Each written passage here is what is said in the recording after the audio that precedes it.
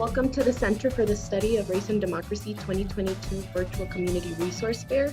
My name is Dayara Leiva. I'm majoring in communication with a minor in psychology. I'm an intern with the CSRD this semester, and I am a last year college student. We have our lovely guest here who will be speaking a little bit about her organization, where she comes from, and her position. My name is Milady Ramos, and I am the program assistant at the New Jersey Institute for Social Justice. Perfect. Do you mind telling us a little bit about your organization's mission? So our organization's mission is to empower communities of color and address structural racism with social justice advocacy in New Jersey. Perfect. What kind of work does your organization do and with whom? So the Institute conducts research, community organizing, legislative advocacy work, both independently and alongside other organizations. The Institute is not government affiliated, but we do work with elected officials to address legal solutions for systematic inequality across our three pillars, which is economic justice, criminal justice reform, and democracy and justice. How did you get involved with your organization? So prior to arriving at the Institute, I actually performed operations-based work at other nonprofits that also base their mission work somewhere along the lines of social justice. So I previously worked with Planned Parenthood of New Jersey and Kids Matter in Milwaukee, which focuses on child welfare within the foster care system. And that eventually led me to coming back to New Jersey and wanting to do more social justice advocacy in my home state. Wow, that's very impressive, thank you. What are some of the most important things that your organization does within the community? So the Institute strives to implement evidence-based programs within New Jersey's communities of color, such as we recently had a research report on how to reform fair housing. We advocated for early voting and voter protection. This past election in New Jersey was actually our first one with early voting. And we also have met with our local city, so Newark, where the Institute is based, the police division on improving the quality of policing and increase community engagement. And we are also currently working to find alternatives to youth prisons. How can people get involved with your organization?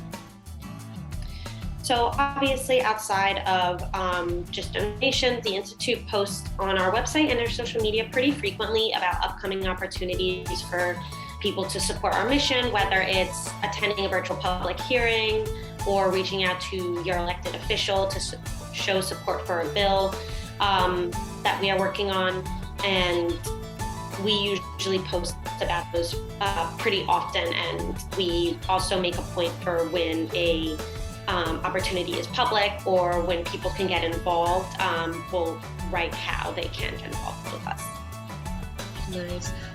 Can you give us an example of an event that you had hosted previously? So actually pretty recently, New Jersey redistricted its legislative and congressional districts, which we do every 10 years. And during that process, there were public hearings where people could attend.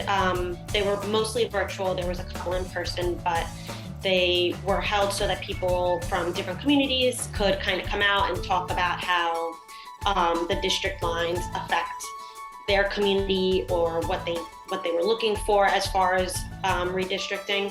And those were public hearings, so we made sure to, even though we weren't holding that event, we made sure to post about it, get the word out to our network, post on Facebook and other social media platforms to let people know in New Jersey that they could attend these hearings and talk about improving the district lines in their community.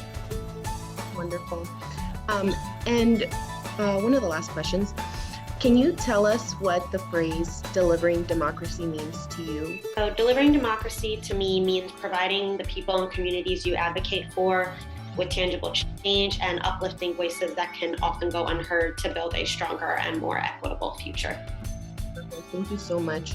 And then I'll just leave the floor open to you if you wanted to add anything extra about your organization that maybe I forgot to mention, or kind of give us details a bit of how we can contact your organization in the future.